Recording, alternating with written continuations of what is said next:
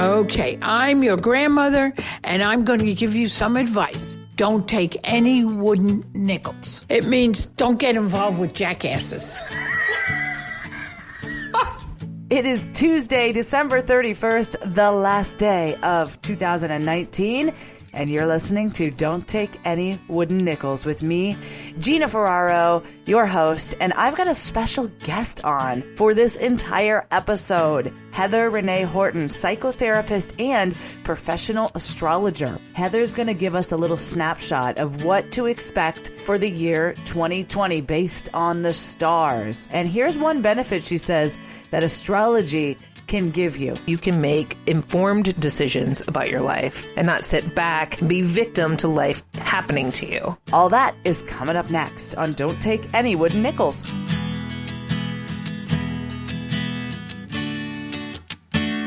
Welcome to Don't Take Any Wooden Nickels. It's Tuesday, December 31st, and I have, as promised, a special guest on the show, Heather Renae Horton, a psychotherapist and professional astrologer, and we're going to take a look into 2020 because today is the last day of 2019, which is crazy. I've heard so many people say, I can't wait for this year to be over. It's been a bit of a rocky year for me, too. And all in all, how do you think 2020 is shaping up so far, if you had to put it into a phrase? You know, if you don't make the changes necessary that have been pressing on you for the last, 12 to 24 months, then 2020 is going to be a 2019. So you have to make the changes. You've made a lot of great changes recently, some of them pressured and put upon you, and others voluntarily. Right. Same with me and same with all the clients that I interact with. So make those changes. And the clock's definitely ticking now. Whatever that change is for you, right? Maybe it's a career change. Maybe it's a relationship change. Maybe it's moving. This is something that's not necessarily the most joyous sensation in the shift. But then once you make the shift, you see that relief and you feel that, I want to say glory for some reason. That's the word that comes to me, that excitement to move forward. I've had this urge lately to finally get, I hate to use the phrase get rid of, but to really sort through who I've been feeling like my friends are and really assess who's actually bringing positive energy into my life, who's helping me be a better person, and I'm using in quotes, and I'm starting to filter out the ones that aren't. It has felt glorious. I've actually felt like a weight lifted off of my shoulders. Is that kind of what you're talking about? Just something as simple as that even? What you're describing sounds a lot like the Saturn-Pluto conjunction, which they've been dancing together, these two outer planets. Mm-hmm. And Saturn has a lot to do with restrictions and removals and downsizing and taking things very seriously. It's about reputation and responsibility. And then Pluto is about transformation and the power of life, death, and rebirth, if this makes sense. Yeah. So the combination of those two, as they inch their way together and they perfect, is what we call it in astrology. They perfect, they come to the same degree at 22 degrees of Capricorn on January 12th in 2020. As they continue to meet towards that perfection, we're all feeling this desire to take responsibility, to restructure, to downsize, to rebirth. And it's pressure. Pressure is really the best word for this combination. Okay. This is why a lot of people, hate 2019 and can't wait for it to be over, because that pressure of Saturn and Pluto inching their way together. And in the sign of Capricorn, we haven't seen this since the 1500s, these two together in Capricorn. We've seen them together in other signs, but not in Capricorn. And Capricorn is about big business and corporations and governments and control and power and authority. And you kind of see where I'm going with all this, right? I think one of the most favorite quotes that I hear Heather say is, I can't make this stuff up. She'll say it all the time. She'll be like, I can't make it up, because everything always plays out, because we have the freedom of choice and decision, obviously, but it still plays out. Is that right? Yeah. So now we're getting into like a fate and free will thing. So is of my opinion that we live in a paradox of fate and free will. And that our birth chart, the mathematical planetary alignments from that day, time, and location of your birth, gives us your map of fate. Okay? So there's the fate. There's a fated piece, right? You were born a Sag. Right. You don't get to wake up tomorrow and decide to be a Virgo.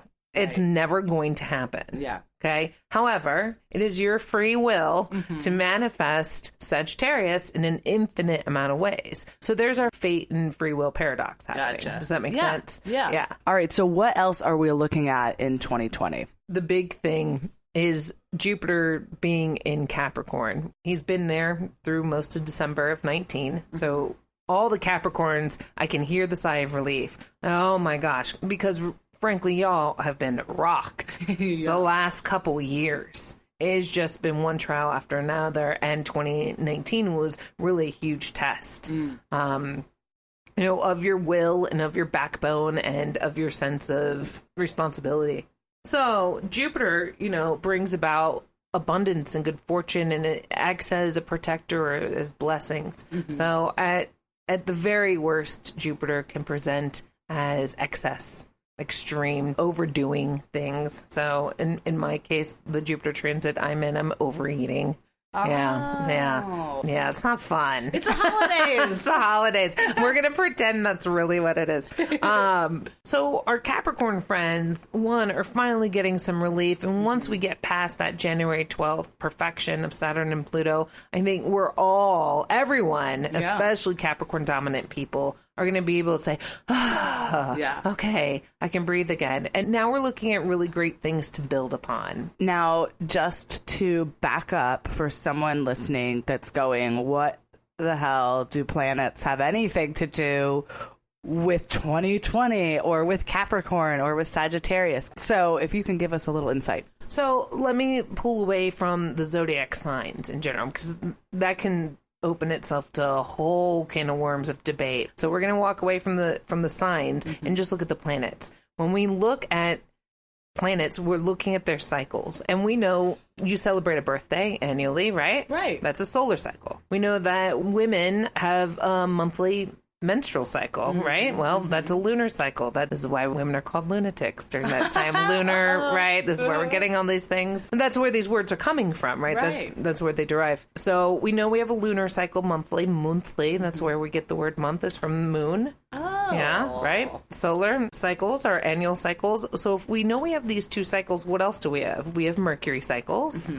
Venus, Mars, Jupiter, Saturn, Uranus, Neptune, Pluto. So when we look at these configurations together, we pull from their Greek and Roman myths, and we pull from these stories, and we see how they're communicating with each other in the celestial sphere.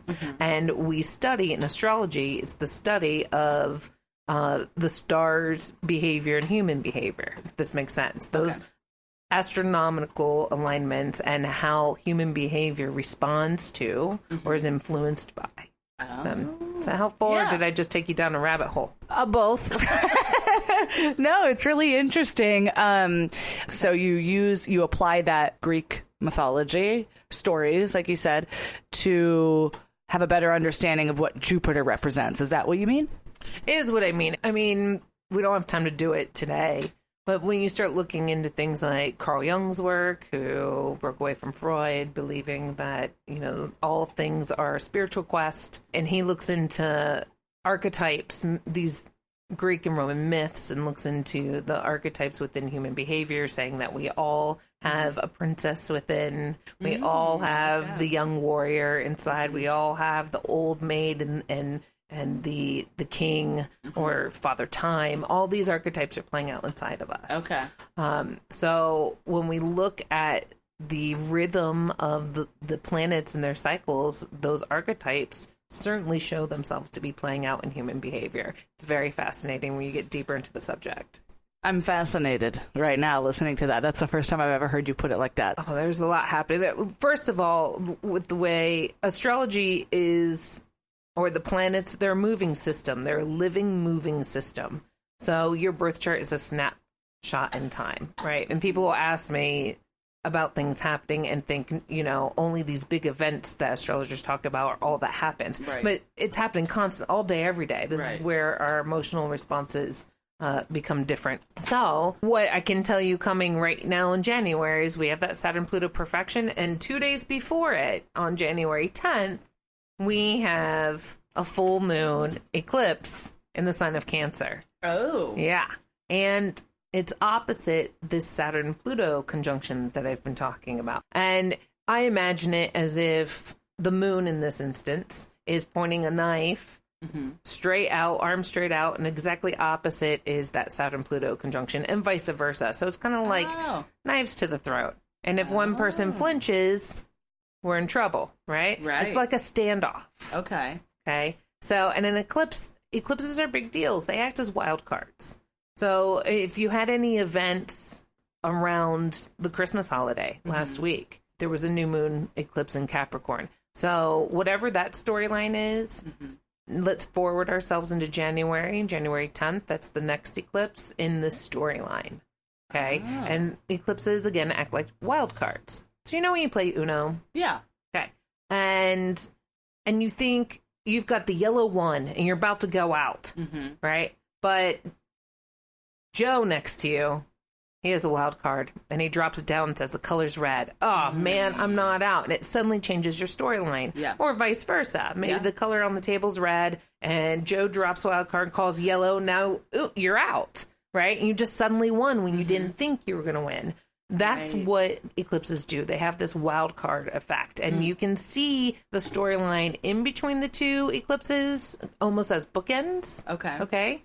And then you can also see these storylines building prior to the eclipse and after the eclipse. Eclipses are really interesting. So that's our current big deal as we enter into 2020, which is January 10th is the next eclipse. Okay. All right. The one we just had, its previous bookend was on the 26th. It was an okay eclipse. Some of them can be heavy. When you say eclipse, because when I think eclipse, I think of like putting on those special glasses and looking up at the sky and going, oh my gosh, it's an eclipse. So there's two types of eclipses. There's a new moon eclipse and a full moon eclipse. So when the sun and moon come together at the same degree on the ecliptic plane or a zodiac sign, okay, that's the ecliptic plane. When those two come together and the moon moves in front of the sun, it blocks the light, becomes a new moon eclipse. Now on the full moon, when the moon and sun are opposite each other and the earth comes in between and blocks them, that creates that lunar eclipse. So new moons and full moons are when we have eclipses, and you can find that based off what sign the sun is in. So we've got that happening on the 10th. Then we have Saturn and Jupiter on the 12th. Saturn and Pluto. I'm sorry, Saturn and, what did I say? You said Jupiter. That's okay. Saturn and Pluto. We like Jupiter. Oops. We like Jupiter. Saturn and Pluto. This is why I am not the professional astrologer. And that's happening 2 days later. 2 days later. So this could be a bigger wild card, or? Yeah, it's a big deal. It's a big deal. People's lives will be totally different. As we get into February, you look back on 2019, it's not going to look the same.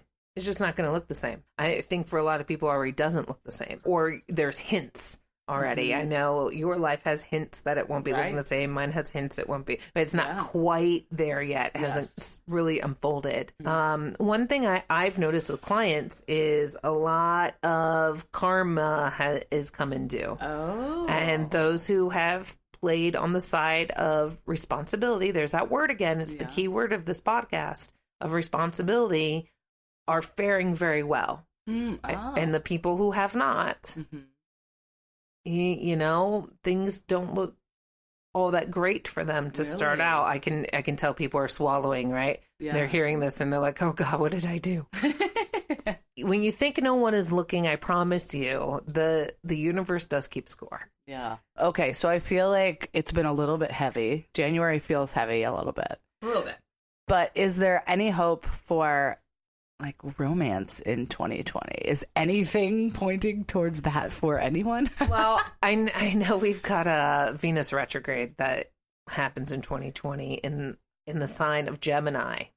Ooh. Yeah. So anytime we see Venus in Gemini, we look at multiples. Okay. So, you know, a Venus retrograde can often reveal things like affairs. It can reveal, it can bring old communications. Gemini's a sign of communication. So old love communications could pop back up. We'll see some of that in 2020. When we get into love, Gina, we're looking at personal charts. Like I would really have to sit one-on-one with somebody and go into, is this a year, a window of opportunity for you? Maybe it's not. And I've had clients come in like, I want a partner. And their chart's like, yeah, you're about 6 years out from that. And then they get very upset. And it doesn't mean they won't have someone. The window of opportunity is just not as ripe as maybe it's some other times. However, what we can look at is where's growth going to happen for everyone? Ooh. I could go sign by sign if you like. Yeah. So where are we seeing the abundance? Where are we seeing the most growth? It's exciting. There's a lot of purging the old and preparing for the new. So the goal in 2020 really would be focusing on family. That's what's going to matter the most. But really putting your more spiritual driven energy into family matters. That's where the sweet spot is going to be in 2020. So if you are a Capricorn, we're going to start with you. If you are a Capricorn, your whole sense of identity is expanding. One, watch the cookies. Like actual cookies to eat? Yeah. Watch the cookies, watch the candy, watch the overindulgence. Gotcha. Okay, this goes for Capricorn and Capricorn rising types. If you know your rising sign. Oh, that's me. Yep, me as well. I don't want to say dreams are coming true because that's not what it is, but you're protected. Your identity is going to be protected. You'll see growth in your identity and how people perceive you. You'll walk into a room and fill the space. I right? like that. Yeah. And that's Capricorn. That's Capricorn and Capricorn rising. If we look at Aquarius and Aquarius rising, okay, we're looking at psychological mind having expansion. You know, this is going to be a year for if you ever wanted to take that meditation retreat. If you keep a dream journal by your bed because your dreams will be more alive. Let's look at Pisces. So if you're a Pisces or Pisces rising, we're looking at your social circles really expanding. This is where the dreams coming true thing happens. If you want it, go for it. Aries. So look, if you're an Aries, this is the dream career transit. You worked your tail off the last 2 years and now's the time. You've paid your dues. If you've misbehaved in the career front, you may lose. Okay, you may have to start over and gain again, but I think you will bounce back very quickly. If you played your cards right, this is going to be a smooth transition and you're just going to see an abundance in your career. And I'm very excited for the Aries rising people. Let's see, Taurus rising. This is a higher education transit. Maybe you've been in higher education, busting your tail, and now you're going to reap the rewards of all of that hard work. Or travel. I expect any Taurus rising people to do a lot of travel in 2020, expanding their knowledge of culture and understanding of philosophy. For our Gemini and Gemini rising people, this is you may come into an inheritance. Of course, that's a little bit of a double-edged sword. You could marry well, or your partner could get a raise, okay, and make a bunch more money. So there's this expansion happening in other people's resources. Then let's look at our Cancer and Cancer rising people. You're coming into a relationship thing. Maybe you've had a challenging time with a one-on-one relationship over the last year or two. Maybe you've distanced yourself, needed some isolation time. That's all now coming to a close, and 2020 is going to be an expansion. There's going to be a growth between you and a partner. If you're single, I would definitely put yourself out there. And if you're involved with somebody, I feel this will be healing for that relationship. Okay. You'll find some joy together that maybe felt lacking recently. Leo and Leo rising. Health. This is all going to be, if you've struggled with health, especially in 2018, 2019, I think you're finally going to get the relief. You're finally going to get the healing. You're going to have some energy. You may also feel a little lazy because you're feeling so good that you're like, I can just relax. Right. Okay. And that's also, if whatever you do for your daily work, I think you're going to have a lot of it. You're going to have a lot to do, which is a good thing. This is, You've already done, I can hear it now. But Heather, I already worked really hard the last couple of years. Don't I get a break? This is actually a break. You'll have a lot of work, but it'll feel abundant to you. It'll feel like you're finally reaping some rewards. And we know Leos are going to love that. Yes. Oh, you're right. Yes. Give them the love that they deserve more than the rest of us. Oh, exactly. We love the Leos. Virgo, it's romance. Yeah, it's romance as children. So maybe you have a child graduating and you were worried about it, and now you're feeling, 2020 will actually bless you and give you some freedom around that. Maybe you were dreading being an empty nester, but it actually turns out really great. Right. Or maybe you find a true love and have an abundant romantic experience. So tap into your creative self, Virgo, for sure. If nothing else, use this 2020 for creativity. Libra, home and family. I expect your home and family to expand some way, shape, or form. So either you're moving, maybe you're buying a second house, maybe someone's moving in. You know, maybe there's a child going to be born, whatever it is, there's some sort of expansion and good fortune around home and family matters. After a couple years of hard work or downsizing or maybe even loneliness, 2020 starts shifting that and changing that. This is a once in 12-year transit. So then Scorpio and Scorpio rising, this is about communication. This is about siblings. This is about networking. And, you know, our Scorpio rising friends sometimes would prefer to not be in the limelight. And so this becomes an opportunity for them to network with ease, to not have to get a lot of attention in order to shake hands and make things happen. So contracts look beneficial for this year, and, you know, make up with your sibling if you need to, because they've had a rough go of it the last couple of years with siblings. Let's look at Sagittarius. Sagittarius, show me the money.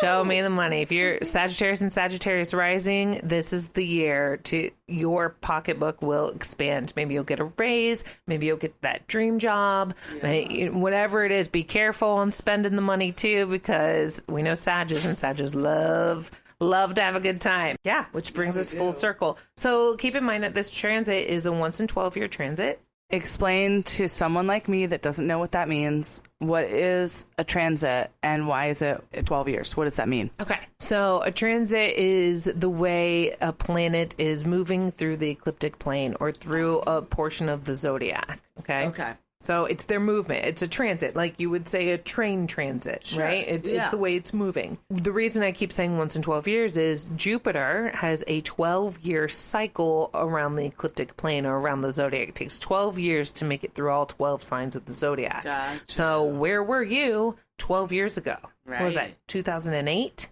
I moved to Chicago and I started all over. I was working at WHIO actually as a reporter here in Dayton, and I was married at the time. We just decided to go to Chicago. I mean, it was like, for me, I had nothing lined up. It was a risk and it was exciting and it was an adventure. And it's funny because I think now and I go, I can't believe I did that. Like, but then I did it and it all worked out and it was great. Okay. So here we are 12 years later. You'll see hints of the theme of that storyline. Okay. What I know about what's upcoming for you in 2020, just certain decisions that have been made, your story's pointing in that direction, right? It'd be interesting to see if there's a relationship piece to it, because you brought up you were married at the time. Was there a change? No, we had just gotten married in 2007, so this was like the honeymoon stage, I guess, in 2008, Things to keep in mind. 2020 could be a honeymoonish feeling year. Could be. So keep in mind, because I know there'll be people like, oh my God, 2008, that was awful for me. It does not mean this one will be awful for you. We want to look at is what were the themes going on. Remove yourself from the feelings and what were just the things that were happening. Something else that happened for us at the time was we sold our house. But we sold our house 10 days before the housing market crashed. That was the year the housing market crashed. Wow. Yes, it was. Yeah. Yes, it was. Okay. So that was 12 years ago. Wow. So I guess, Gina, the question is, are you moving? I don't know. I guess we'll find out as we get more into I'm guessing for you, probably February-ish. I'm excited. I'm excited for you. I feel like this year, I think that it's going to be great. Of course, I think we're both sort of looking at something glass half full, but I love the insight that you gave on every single zodiac too. Oh, good. Even though somebody might, well, that's a little vague for me, but still, it's what's happening anyway in the stars, so it's going to play out like you said. Well, and let's not forget the free will piece. It's a little vague for you. Well, my job isn't to give you all the answers. I feel like that's me messing into your karma. right? And your free will and your decision making. Here's the big picture. Here's what I can share for you. Connected to 12 years ago. See what looks similar. Make key decisions moving in that direction. So that puts you in the driver's seat. That's the beauty of astrology. I think there's a misconception that you look at this and it tells you that you're going to meet Joe on Tuesday at 3 and he's going to drive a red car. That's not how this is going to play out. That's not how this works. Right. So it is a little vaguer. But when you start looking at all the cycles as they intersect each other, you have this beautiful, rich language and insight to say, aha, I see how my storyline has been playing out, is playing out, and could potentially play out. It's like weather forecasting. If you know it's going to rain, you're going to bring an umbrella. Right. I'm telling you, Jupiter is going to be in Capricorn for most of 2020, and bring the umbrella or whatever, it is that you need to make the most of that transit. Yeah. So it's forecasting. Astrologers forecast. You make decisions. So if there was one thing that you would want my listeners to know just about astrology in general, what would it be? Don't knock it till you try it. Oh. No, in all seriousness, I sat out to debunk astrology at a very crucial turning point in my life because I loved it and it was wrong. I was reading the magazine and what I was reading for Sagittarius was BS. It was wonderful and my life felt like it was falling apart. So I couldn't figure out where to place my anger. So I was going to get this removed from magazines. I was so angry. And I started researching and fell down this rabbit hole and realized that, I need to quit my corporate job and, and get a divorce and change my whole life and become a professional astrologer because this is unreal and amazing knowledge to have and to navigate your life with. So that's why I say don't knock it till you try it. In other words, it's not a belief system. It is far more language, and it is about cycles and understanding how all those cycles work together and how they work in your personal life and how you can make informed decisions about your life and not sit back and be victim to life happening to you.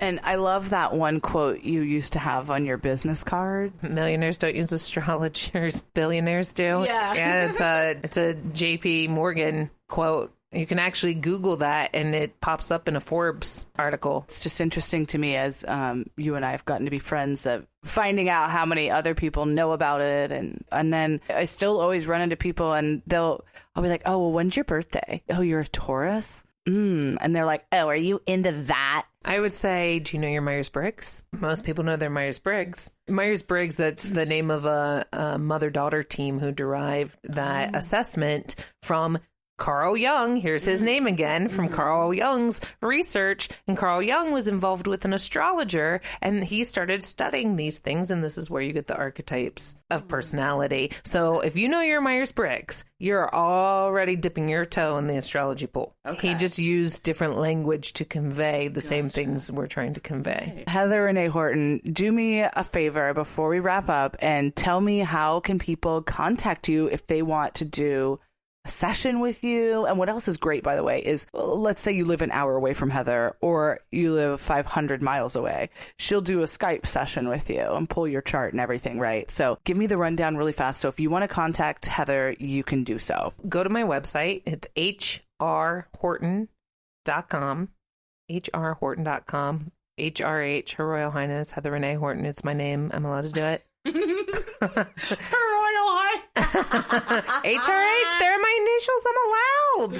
Fair. Hashtag Sag Life. Right now, I'm only on Saturdays, available on Saturdays, and you can self-book from my website, hrhorton.com/bookings, and find me on Facebook and whatever social media platform you desire. Just real quick, tell me one benefit of having a one-on-one with you would be.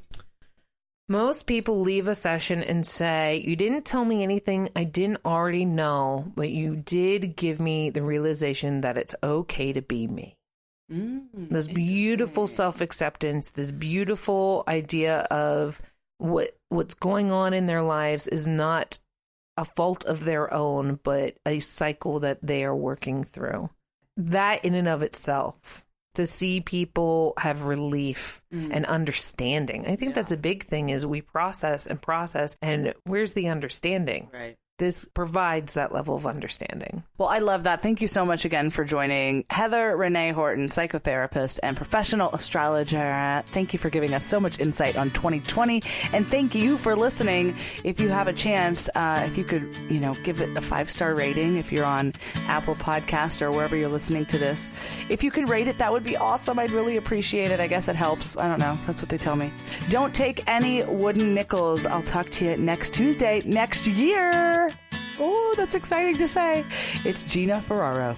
This is Grandma Marie. With the help of God, I'll see you next week. Take care and know that I love you. And what? And that's it.